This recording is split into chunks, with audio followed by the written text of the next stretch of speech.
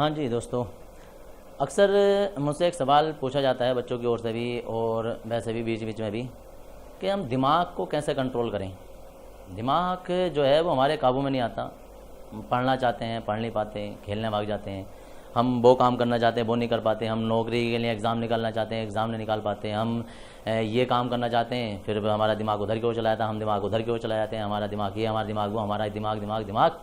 ये दिमाग ही बड़ी ख़राब चीज़ है, लेकिन ऐसा कहना अच्छा नहीं होगा। दरअसल दिमाग ही मनुष्य का उसकी सबसे बड़ी दौलत है, इसलिए वो पूरे शरीर में सबसे ऊपर दिया गया है।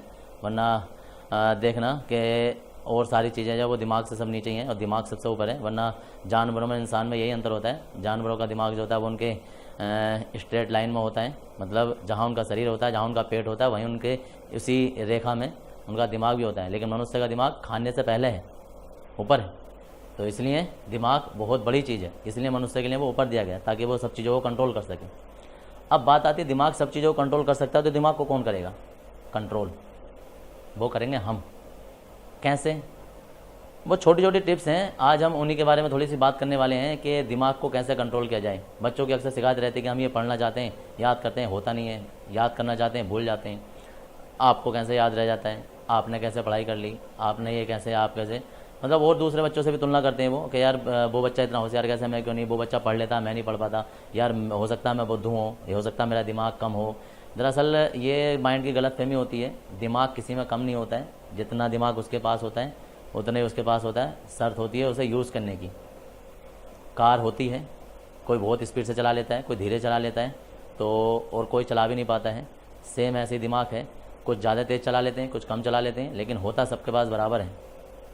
ऐसे ही बस बात होती है कि हम दिमाग को कंट्रोल कैसे करें। अलग अलग हमारे पुराने सभ्यता से, वेदों में या बहुत सारे पुराणों में ये सब लिखा गया है कि पहले योग करने से या ये वाला काम करने से या वहाँ कहीं शांत जगह बैठने से हमारे दिमाग की पावर बढ़ती है। वो ठीक है, हो सकता है सभी, और उससे भी होता है। लेकिन अब किसी स्टूडेंट को हम कैसे कहें कि भाई जंगल में चला जा, या किसी से हम कैसे कहें भाई पेड़ के ऊपर जाके बैठ जा, समाधि ले ले। तो ये आज के टाइम में पॉसिबल नहीं है। उस टाइम पर हो सकता था पॉसिबल हो कि हम आश्रम चले गए, जंगलों में चले गए, वहाँ हमारा दिमाग है, और हो सकता है जब शांत उसमें जाएंगे तो दिमाग फ्रेश हो जाएगा और ज़्यादा तेज़ काम करेगा। अब बात आती है कि हम क्या करें। इतनी टेक्निकल दुनिया है, मोबाइल है, कंप्यूटर है, टीवी है, इतने वीडियो गेम हैं, इतने गेम चल रहे हैं। हम अगर जो ऑनलाइन पढ़ाई करते करते गेमों में चले जाते हैं, ये करते करते हम वहाँ चले जाते हैं। बच्चों की आए दिन दिक्कत आती है कि हम एप्लीकेशन से पढ़ाई करते हैं, ऑनलाइन पढ़ाई करते हैं, थोड़ी देर ऑनलाइन पढ़ाई की, उसके बाद फिर पता चला कि हम यूट्यूब पे चले गए, हम पबजी खेलने लगे, हम कोई से और दूसरे गेम खेलने लगे, हम दूसरे फेसबुक वगैरह व्हाट्सअप वगैरह चलाने लगे। अब हम उसे कंट्रोल कैसे करें? कुछ 4-5 टिप्स बता रहा हूँ। इन टिप्स को बड़ा ध्यान से तुम लोग नोट डाउन कर लेना चाहो तो, और लिख लेना कि ये कैसे काम करते हैं। दरअसल सबसे पहली बात जो है वो हमारा दिमाग जो है ना वो एक कंप्यूटर है। और याद रखना, सुपर कंप्यूटर से भी ज़्यादा प्रोसेसिंग इस दिमाग की होती है। दिमाग इतनी प्रोसेसिंग कर सकता है कि कोई सोच नहीं सकता। सुपर कंप्यूटर की प्रोसेसिंग है 20,000 करोड़ गणनाएँ 1 सेकंड में। दोबारा सुनो, 20,000 करोड़ गणनाएँ 1 सेकंड में सुपर कंप्यूटर करता है, जो 2006 में बनना स्टार्ट हुआ था। और उसकी लागत 141 करोड़ रुपये थी जो सुपर कंप्यूटर बनकर तैयार हुआ है। उससे भी ज़्यादा, उससे भी 1000 गुना ज़्यादा हमारा दिमाग काम करता है। क्यों करता है? कंप्यूटर से आगे क्यों है दिमाग, मनुष्य का दिमाग? क्योंकि कंप्यूटर को जो एक रिस्ट्रिक्टिंग वर्क दिया जाता है, जो एक लिमिटेड वर्क दिया जाता है, वो उसी के अंतर्गत काम करता है। कंप्यूटर से हम कहीं खाना बनाओ तो कंप्यूटर खाना नहीं बना सकता। कंप्यूटर से हम कहीं कार चलाओ, कार नहीं चला सकता। कंप्यूटर से हम कोई निर्णय लें तो निर्णय नहीं लिया जा सकता, वो सिर्फ माइंड ही कर सकता है। अगर कहीं हमें कीपैड कोई स्विच दबाना है, कीपैड को बटन दबाना है, या हम पायलट हैं, हवाई जहाज उड़ा रहे हैं, हमें कंट्रोल करनी है, कुछ करना है, तो उस टाइम पर कंप्यूटर से पहले दिमाग काम करता है। डिसीजन मेकिंग जिसे कहते हैं। तो वो कंप्यूटर से बहुत ज़्यादा प्रोसेसिंग होती है दिमाग की। वो यूज़ करने के ऊपर डिपेंड करता है कि कौन आदमी किसी दिमाग को अपने को या किसी और के दिमाग को भी कैसे यूज़ कर सकता है अपने फ़ायदे के लिए। दोनों तरीके से यूज होते हैं। अब वो टिप्स क्या हैं? देखो जी, सबसे पहले क्या है कि जब हम कोई सी भी चीज़ दिमाग में देख रहे होते हैं तो दिमाग में उसी तरीके से फोल्डर खुलते हैं जैसे कि हम दिमाग को काम करवाना चाहते हैं। दिमाग में हज़ारों चीज़ें हैं। कोई एक बेकार से बेकार बच्चा भी पढ़ने में बेकार है, उसके दिमाग में भी हज़ारों लाखों चीज़ें हैं। शर्त यह है कि जैसी वो चीज़ उसके सामने आती है दिमाग उसी टाइम खुलता है। आपके दिमाग में इस टाइम बहुत सारी चीज़ें चल रही होंगी। अब सोचो अभी कोई चीज़ बाहर को निकल कर नहीं आ रही, क्यों? क्योंकि मैं नहीं निकलवाना चाह रहा हूँ। जिस टाइम मैं निकलवाऊंगा तो देखो निकल कर आएगी। जैसे कि अभी मैं आपके सामने एक नाम लेता हूँ, शोले फिल्म।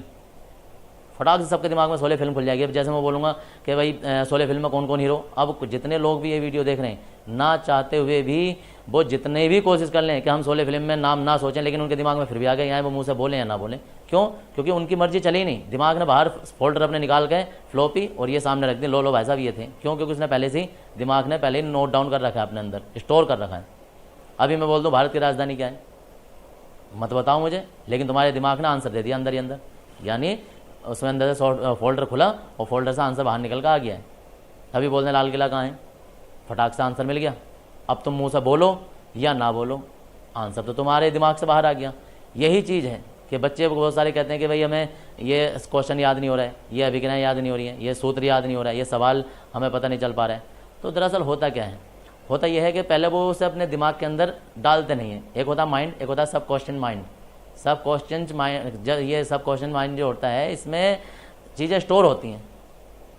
क्या होती हैं कि माइंड से नॉर्मली हम नोट करते हैं, लेकिन सब क्वेश्चन माइंड जो होता है इसमें चीज़ें जाकर स्टोर हो जाती हैं।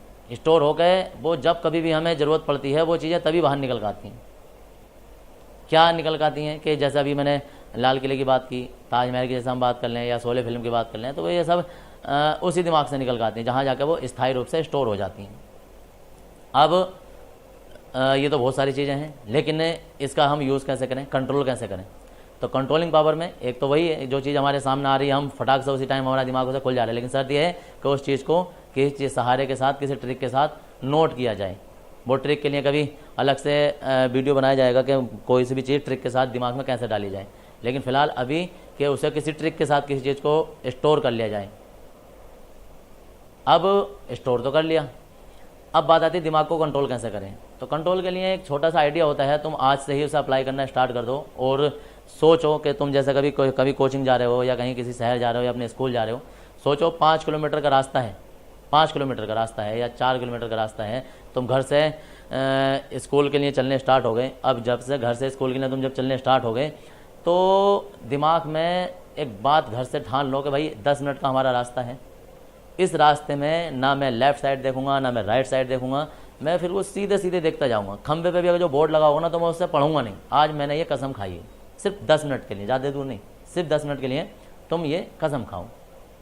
अब तुम चल पड़े, दिमाग में तुम्हारे है कि मुझे कुछ नहीं देखना है, कोई आवाज़ भी दे रहा है नहीं देखना है, इधर बोर्ड आ रहा है नहीं देखना है, कोई जा रहा है निकल गया उसे भी नहीं देखना है, कोई जान पहचान वाला है उसे भी नहीं देखना है। तुम जा रहे हो, जाते रहे जाते रहे जाते रहे। हो सकता है तुम्हारे बीच में ध्यान टूटे, तुम कहीं ना कहीं फिर भी गर्दन घुमा के देख लो, ना देखो स्कूल आ गया, अब आराम से गर्दन घुमा के देखो। इससे अब कोई कहे यार हमने कहीं नहीं देखा, हम सीधे स्कूल पहुंच गए घर से, हमने कहीं नहीं देखा था, हमने देखो 10 मिनट का समझाए थे वो हमने पूरी कर ली, उससे क्या हुआ। तो मैं कहता हूँ उससे कुछ नहीं होता है और उससे कुछ भी नहीं हुआ होगा, लेकिन तुमने 10 मिनट अपना दिमाग कंट्रोल कर लिया। अब इस 10 मिनट दिमाग कंट्रोल करने की पावर ये है कि जब तुम 10 मिनट कर सकते हो तो तुम 20 मिनट भी कर सकते हो, तुम 1 घंटा भी कर सकते हो, तुम 1 दिन भी कर सकते हो।